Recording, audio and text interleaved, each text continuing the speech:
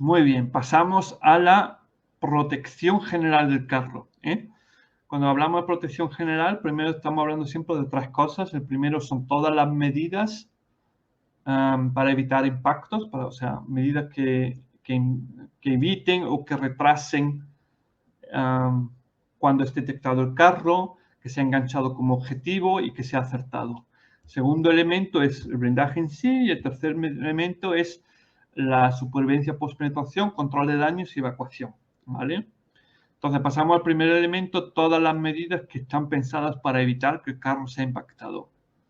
Lo primero que aquí vemos, estamos viendo una comparación entre un T-62 y un Challenger 1. Dicho de una forma muy burda, el Challenger 1 es una versión con esteroides del Chieftain.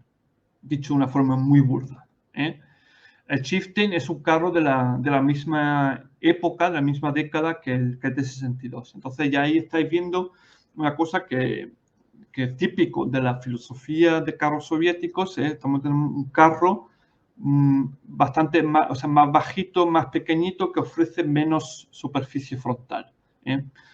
Eso se paga con peor ergonomía, sobre todo teniendo en mente que es un carro para 4 tripulantes, porque necesito un cargador humano para ese cañón, pero a cambio soy más pequeñito y por lo tanto más difícil de ver, de detectar y de enganchar.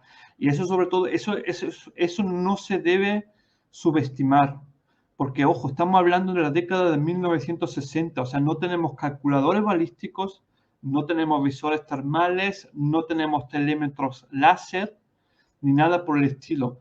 Por lo tanto, eso de detectar un blanco, apuntar, disparar y darle a la primera, eso no era para nada normal para la década de los 60. Eso era muy difícil de conseguir. Por eso, todas estas medidas, a día de hoy, estas medidas ya no son tan buenas como antes, aunque sí siguen ofreciendo algún que otro tipo de protección. Para la década de los 60 eso sí era relevante. Y luego aquí vemos esta famosa imagen donde vemos un T-62 aquí a la derecha comparado con un M60 a la izquierda. Y vemos que hay una gran diferencia en el tamaño. Por eso. ¿Vale?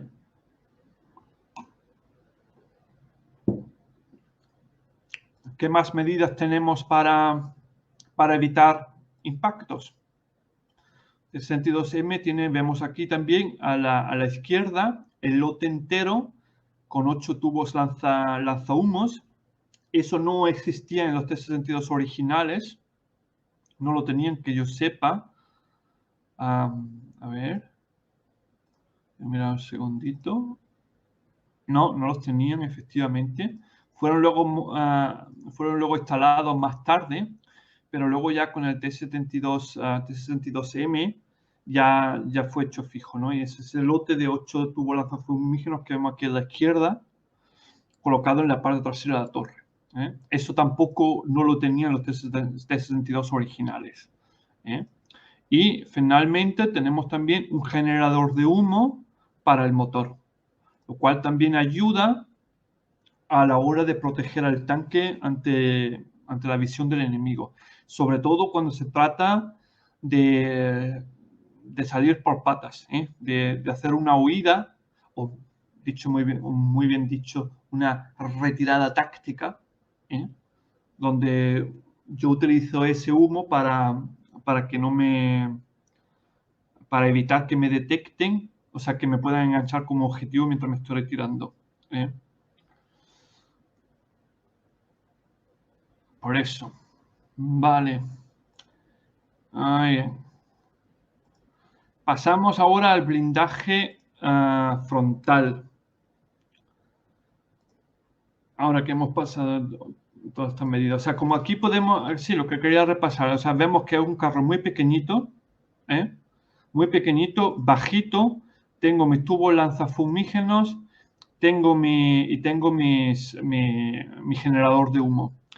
O sea, realmente en este aspecto al T-62M no le falta mucho. O sea, lo único que le faltaría para que estuviese completo sería tener algún sistema de protección activa, donde tiene un alertador de emisiones láser y eso te lanza los tubos con un humo mejorado hacia la dirección donde proviene la amenaza y cosas así por el estilo. O sea, aquí no habría mucho que cambiar. O sea, aquí si instalas una protección activa, ya vas en este aspecto, ya vas muy bien, ya vas muy por delante en este segmento con el T-62, ¿eh? O sea, eso eso hay que valorarlo adecuadamente, ¿eh? Vale, pasamos al blindaje. Los T-62 originales tenían un blindaje frontal de 200 milímetros en la barcaza y en la torre tenían 214 por ahí, ¿vale? Luego surgió, un par de años más tarde, surgió una versión modernizada donde tenía el grosor, era un poquito más ancho, donde llegaba a los 242 milímetros por ahí, ¿vale? Esos 240 milímetros por ahí cumple bastante bien con los estándares de su época. O sea, un Chieftain iba por 250 milímetros, ¿eh? El M60 iba también por los 265 milímetros por ahí o algo así. O sea, que no era el mejor blindado, pero sí tenía un blindaje adecuado para su época, ¿eh? ¿Vale? Y así es como esa es la pinta que tiene el T-62 original con su blindaje tal y como es, ¿vale? Luego, con el T-62MV, pues ¿qué ocurrió? Que dejaron el blindaje tal y como era y le colocaron todos esos ladrillos reactivos del tipo Contact 1, ¿vale? Esos son ladrillos reactivos que te dan, que solo protegen contra carga huecas singulares. O sea, carga hueca en tándem no protege y tampoco protege contra munición cinética, ¿vale? Sin embargo, hay que tener en mente que cuando los ladrillos Contact 1 fueron introducidos, estamos hablando de la década de inicios de los 80, 1983, por ahí, ¿eh?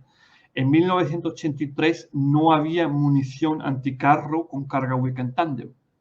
Por lo tanto, estas medidas sí, a día de hoy, completamente anticuadas, pero en la década de 80 sí eran perfectamente útiles, ¿eh? Sí merecía la pena, ¿vale? Y seguimos con... Aquí vemos también otra imagen de donde colocan, como han colocado aquí los ladrillos reactivos. Los ladrillos reactivos, si uno se fija en las sujeciones, que es por tornillo, y esto es tremendamente fácil de cambiarlo en el campo de batalla, ¿eh? Es algo muy, muy baratito y que te da muy, muy buena protección, ¿vale?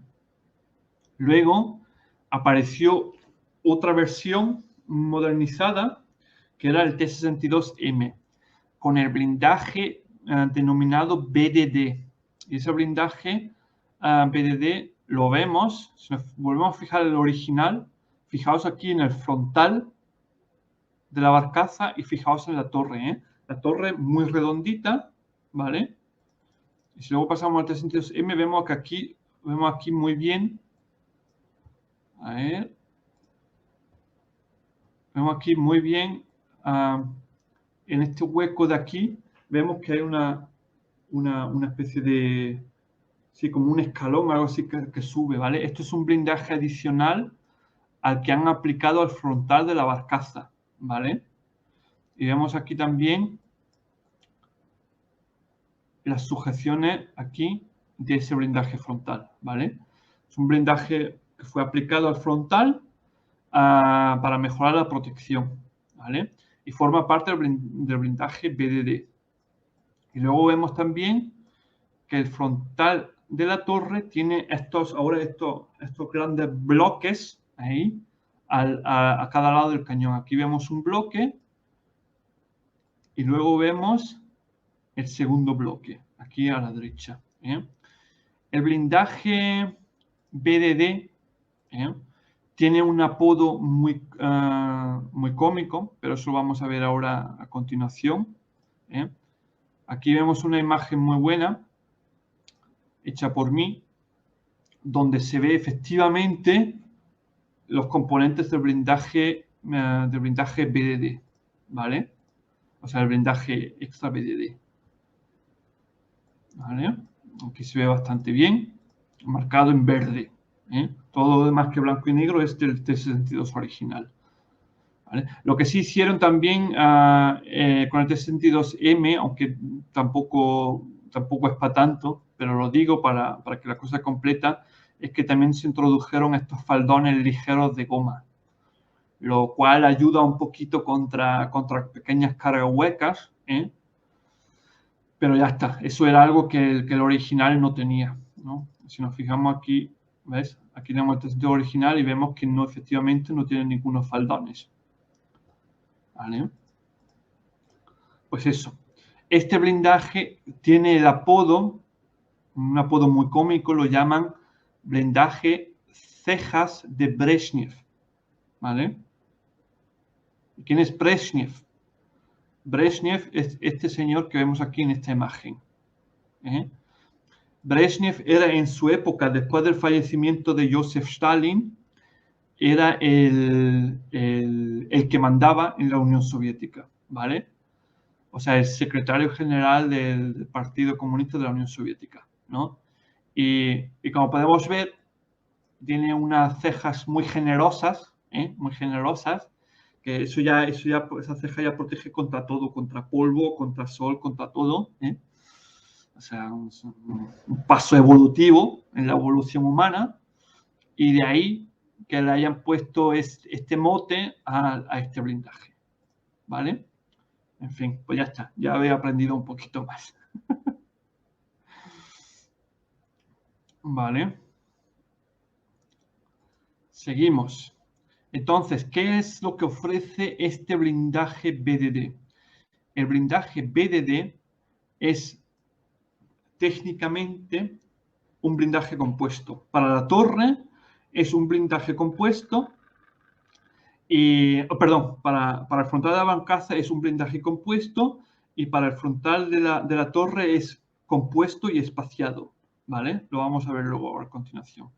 Entonces, esto es un blindaje, así es lo que vemos, como es el blindaje en el frontal de la barcaza, y vemos aquí, ahora se ve muy mejor, aquí se ve mucho mejor, y aquí vemos una especie de compuesto amarillo,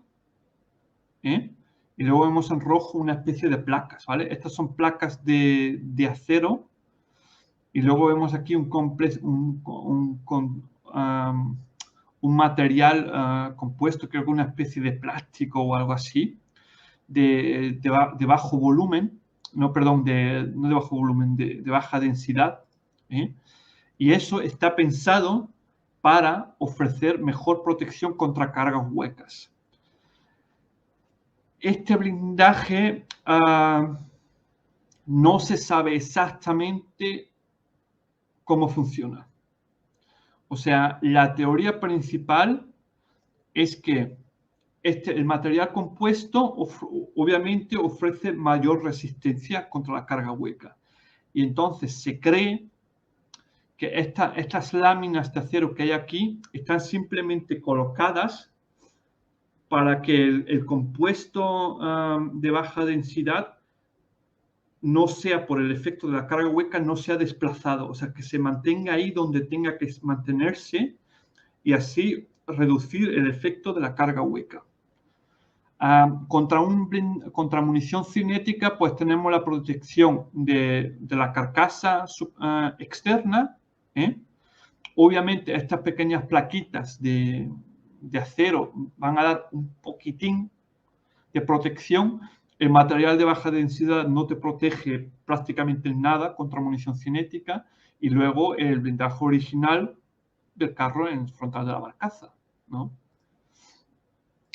Para la torre, la cosa es también igual, o sea, también esto es lo que también se ve en el frontal de la torre, ¿vale? Lo que sí tiene un efecto el frontal de la torre, aquí vemos la sujeción y vemos aquí, esto es la pared original del T-62.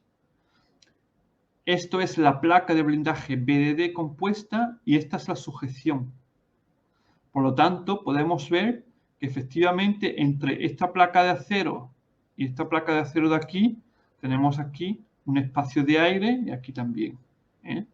O sea, es por lo tanto un blindaje espaciado compuesto, ¿vale? Muy bien. ¿Cuánta protección te da este blindaje? Repasemos un momentito el blindaje original, ¿eh? del T-62, lo que era blindaje original, sí.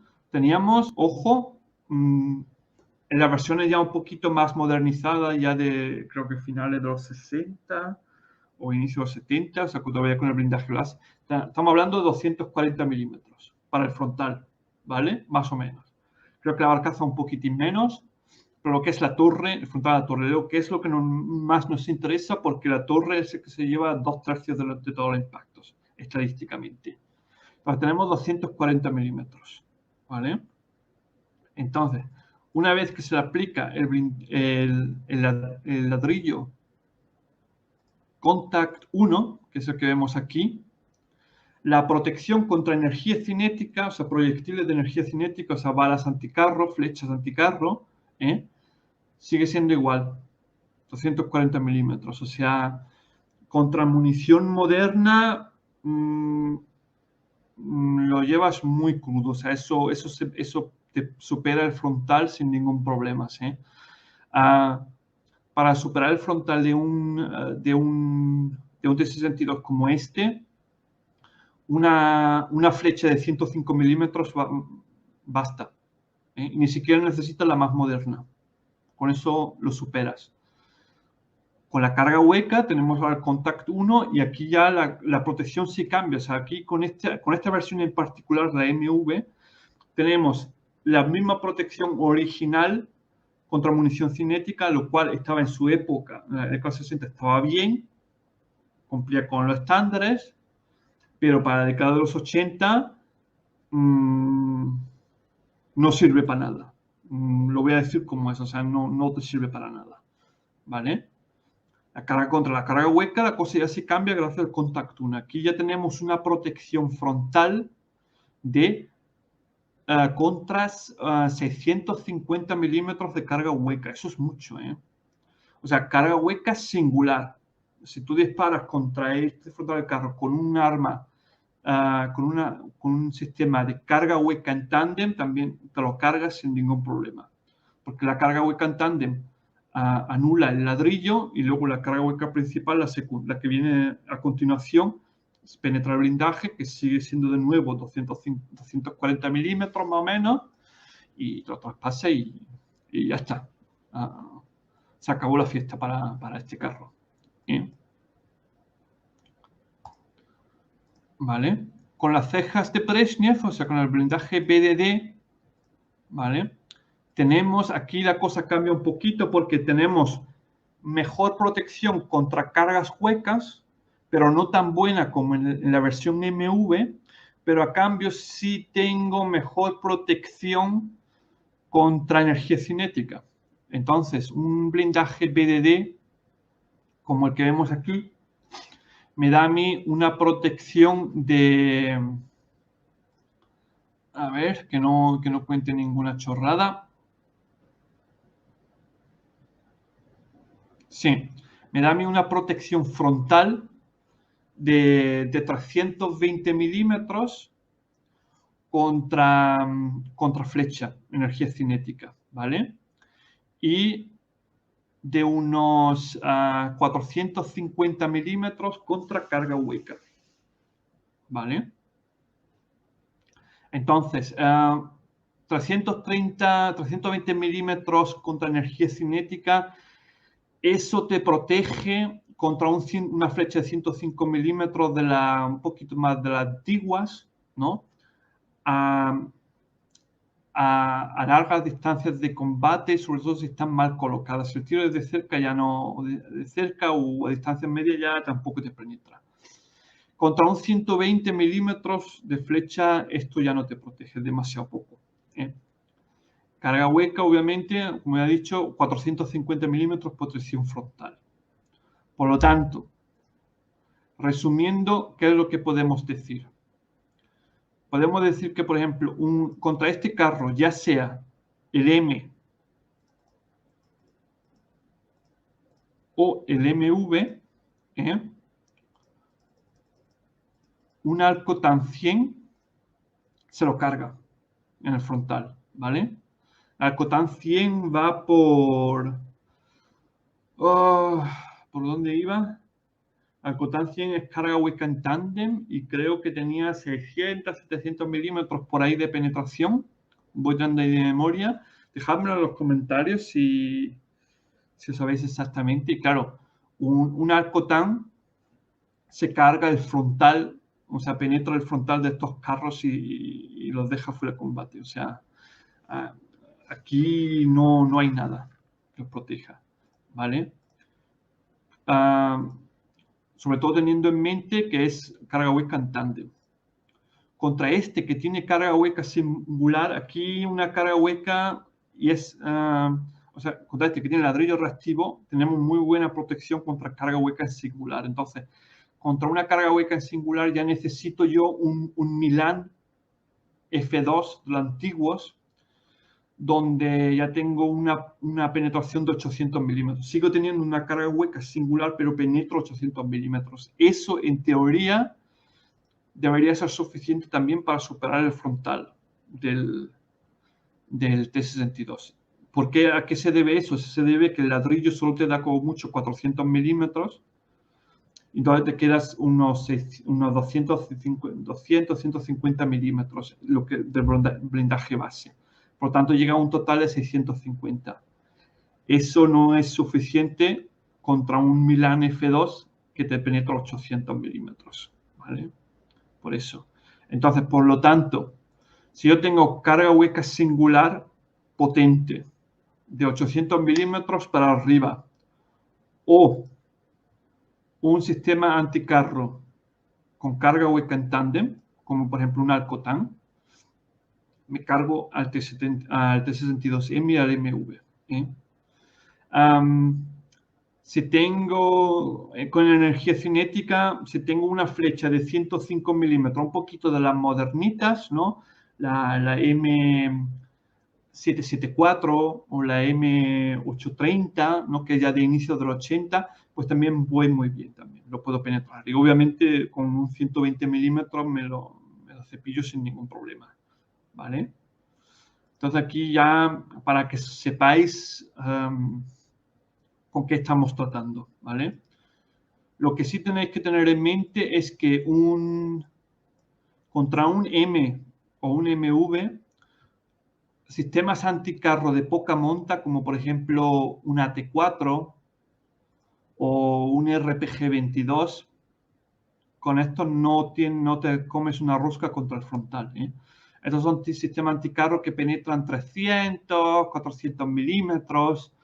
Otro ejemplo sería, por ejemplo, un RPG-7 con munición antigua, carga hueca antigua. No te comes una rosca contra el frontal de estos carros. Eso hay que tenerlo en mente. O sea, sí, el T-62M no tiene una protección frontal vanguardista, obviamente, pero sí sigue protegiendo contra armas anticarro muy pequeñitas, antiguas, de poca monta, al estilo RPG-22, estilo AT4, un Carl Gustav M2, cosas así por el estilo, que no te penetra más de 300, 400 milímetros, cosas así por el estilo. Con esta arma anticarro no te comes una rosca contra el frontal de estos carros. Ya tienes que o conseguir el impacto en el lateral, en ángulo perpendicular, desde arriba o por el lateral, y si no, lo llevas chungo. ¿Vale? Importante. Mira, Alfonso lo dice aquí. Muchas gracias. Alcotan ATM 700 milímetros era plus acero de blindaje, efectivamente. O sea, después de haber activado el ladrillo era, tengo 700 milímetros de penetración. Esto con esto, con Alcotan te cargas este carro sin ningún problema, porque, como podéis leer, era plus acero de blindaje. Significa que el Alcotan, la carga hueca precursora, activa prematuramente el ladrillo y por lo tanto ya solo te queda como protección el blindaje básico. Y si el blindaje básico es 240 milímetros y es penetrado por el Alcotan con 700 milímetros, queda una penetración restante de 450 milímetros. O sea, lo revientas por completo. Eso pasa como si fuese mantequilla. ¿Vale? Por eso, lo mismo también contra este. Contra este también ocurre lo mismo. Una carga hueca en tándem es también más efectiva contra este tipo de blindaje, porque la carga hueca prematura crearía ya un primer agujero principal por el cual luego se cuela la carga hueca principal. Perdón, de nuevo. O sea, la carga hueca primaria, no, perdón, la carga hueca precursora crearía en este tipo de blindaje ya una penetración inicial que conseguiría, yo que sé, un tercio o la mitad de todo este blindaje, y luego llegaría a la principal donde solo tendría que penetrar los restantes de este poquito de blindaje y luego el blindaje base. Por eso, o sea que carga hueca también, carga hueca en tándem ayuda también mucho contra este tipo de blindajes. O sea, este tipo de blindajes pierde mucha efectividad también contra eso. ¿Vale? Tenemos que tener en mente que estamos aquí hablando, ojo, repito de nuevo, esto es un blindaje de la década de inicios de los 80. Y por lo tanto, en una época donde las cargas huecas en tándem todavía no existían. ¿Vale? Contra cargas huecas singulares, esta protección era muy buena, era bastante buena para la época. La idea de todo este blindaje BDD era subir la protección frontal de los T-62 al nivel, o mejor dicho, casi al nivel de un T-72 o de un T-64. Y eso a un precio muy baratito. Por eso, dentro de ese contexto, el blindaje sí fue útil, o sea, sí mereció la pena. Por eso. ¿Vale? Bien. Pues eso. Vale. Ya hemos tratado todo lo relevante. Por eso, repitiendo de nuevo, este blindaje muy útil contra armas anticarro de poca monta, como AT4, RPG-22, cosas así por el estilo, ¿vale? En cuanto llega a algo con una pegada singular de 800 milímetros, se termina la fiesta para el T-62M, y también si tiene carga hueca en tándem, también se termina la fiesta, ¿vale? Seguimos. ¿Qué más se hizo para mejorar la protección del T-62M? Aquí esta imagen que vemos es una barcaza volcada de T-62M. Entonces aquí se aplicó también otra mejora. Y veis aquí esta placa que vemos aquí en el frontal. Aquí se reforzó el suelo de la barcaza para ofrecer mejor protección contra minas. O sea, el T-62M y el MV protegen también mejor contra minas. ¿Vale? Con un detallito muy, muy relevante y que para la época no era para nada algo que se daba por supuesto. O sea, los Leopard 2, por ejemplo, o los M1 Abrams no tenían ninguna protección extra contra blindaje. O sea, solo tenían lo que tenían y ya está. Por eso digo que también una cosa que es digna de mención. ¿Vale? Pasamos a la tercera parte, supervivencia post-penetración. Con respecto a la colocación de la munición, tenemos exactamente no, pero un patrón muy, muy similar a los carros T-64 y T-72, donde tenemos una parte colocada en la barcaza, por lo tanto, mejor protegida contra impactos, porque estadísticamente la barcaza solo se le acierta un tercio de las situaciones, y este blindaje frontal está colocado, como vamos a ver, aquí vemos la imagen, este es el puesto del... A ver, este es el puesto del soldado cargador, y aquí vemos esas estanterías donde se colocan los proyectiles, ¿vale? Este es el lugar primario, o sea, el soldado cargador se agacha hacia abajo, saca los proyectiles y los recarga, ¿vale? Y en este contenedor tiene 20 proyectiles inmediatamente listos para disparar, lo cual está muy bien, solo como referencia, un Cuirassier, un SK-105, solo tiene 12 disparos inmediatamente listos para disparar. Un Abrams, dependiendo de la versión, va entre 16 y 18 disparos, y el Leopard 2 solo tiene 15 también. Por eso que el carro tiene sus detallitos que sí lo hacen mejor de lo que uno se piensa, ¿vale? Aquí vemos también otra imagen de esos contenedores. Lo que hay que tener en mente de estos contenedores, que son dos, o sea, son dos contenedores juntos, es que estos contenedores son tanques de combustible. Por lo tanto, utilizan el mismo método que el T-64 y que el T-72. El T-64 y el T-72 tienen también exactamente en el mismo lugar un contenedor de combustible donde colocan la munición dentro, ¿vale? ¿Por qué hacen eso? Porque el diésel protege contra impactos hasta un cierto nivel, ¿vale? Por eso de ahí que se hace. Entonces ya eso es notable, de que ya aquí por lo menos tenemos un poquito notable para los estándares de carros rusos, mejor dicho, carros soviéticos, donde ya tenemos un poquito de protección para la munición, ¿vale? Por lo menos algo.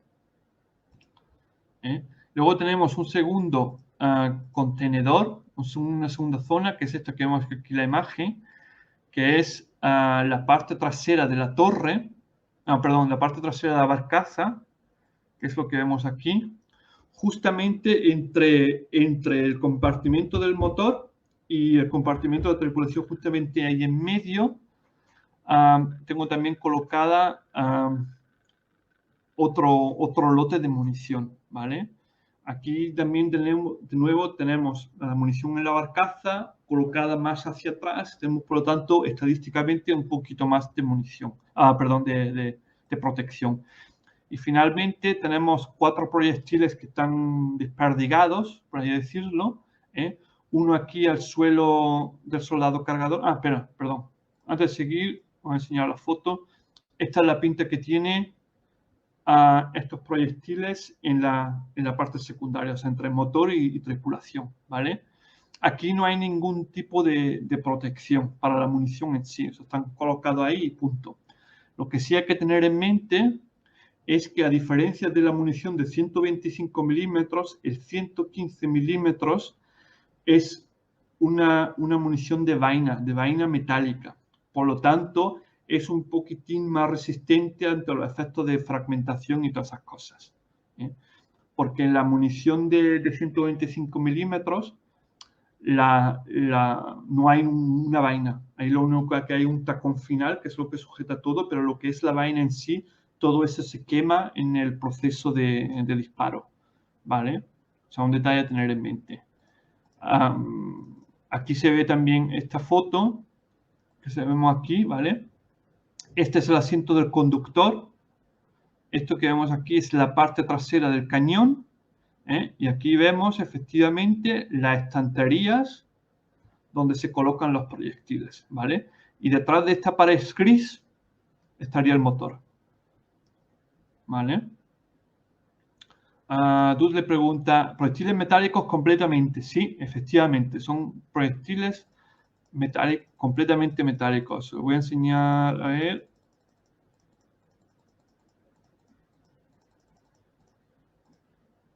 Aquí, esto es un proyectil de 115 milímetros. Como puedes ver, completamente metálico. Vaina de metal y con su ojiva enfrente y todo, ¿vale? Aquí no hay ninguna vaina combustible.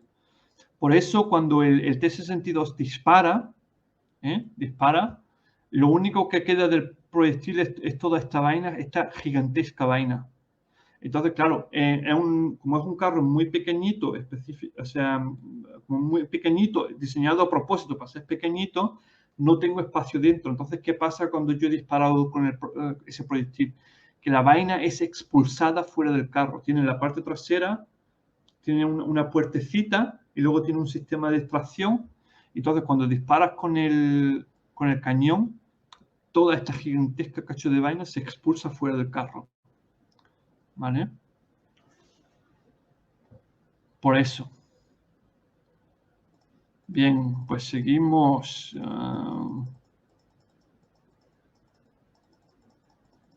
Supervivencia post penetración, pues eso. Hemos visto esto. Vale, sí. Y luego finalmente, pues tenemos aquí 4 proyectiles desperdigados, donde procuran utilizar los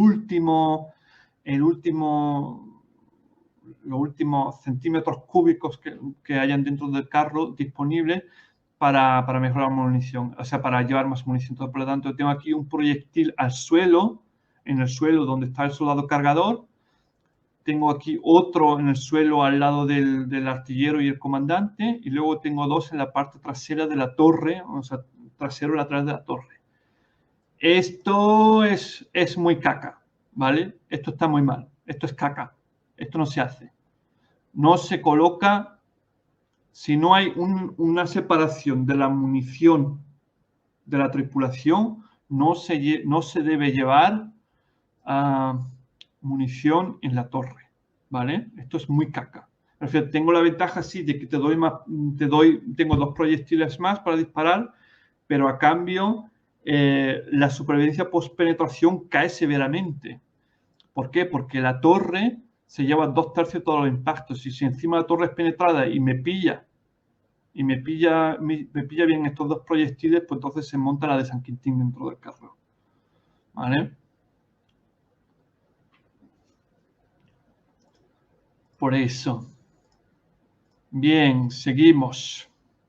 Y finalmente, con respecto a la evacuación, el T-64 tenemos obviamente 4 tripulantes, jefe de carro, artillero, conductor y soldado cargador. Por lo tanto, tenemos el mismo problema, o sea, el clásico problema que tienen esta clase de carros de 4 tripulantes, ya sea si son occidentales o orientales, eso da igual, todos tienen el mismo problema, y es que me falta una escotilla, ¿vale? O sea, el artillero se queda sin escotilla. Eso significa que a la hora de evacuar el carro, el artillero es siempre el último en evacuar, porque tiene primero que evacuar, tiene que esperar a que el jefe del carro o el conductor hayan salido primero por su escotilla para que él luego pueda acceder a su escotilla. O sea, para que luego pueda usar la escotilla para evacuar. Ese es un problema, pero es un problema clásico que tienen todos los carros de 4 tripulantes, ¿vale? Aquí vemos efectivamente, ¿ves? Aquí es donde esto que vemos aquí, este es el visor del artillero. Esto de aquí es el visor del comandante. Y como podemos ver, encima de su cabeza no tiene ninguna escotilla. La única escotilla que hay es la del comandante en sí. Luego el soldado cargador tiene también una propia encima, ¿no? Y el conductor obviamente tiene la suya. Sin embargo, como podemos ver también en esta imagen, tenemos una escotilla de emergencia para el T-62 también. Vemos aquí muy bien. Esa escotilla de emergencia también pueden acceder todos los soldados. Por lo tanto, si el artillero quiere evacuar el carro, tiene 3 opciones. Puede usar la escotilla del comandante, siempre y cuando este haya salido antes. Puede usar la escotilla del conductor, pero también tiene que esperar que este haya salido antes. Y si no, la escotilla de emergencia que vemos aquí. Esto también no es algo que se deba dar por supuesto. El Abrams, por ejemplo, no tiene escotilla de emergencia. Los carros británicos tampoco tienen escotilla de emergencia, ¿vale? O sea, el Chieftain no tiene escotilla de emergencia, El Challenger 1 no lo tiene, el Challenger 2 tampoco lo tiene. O sea, no es algo, ojo, que se deba dar por supuesto. Y esto sí siempre está bien llevar esto.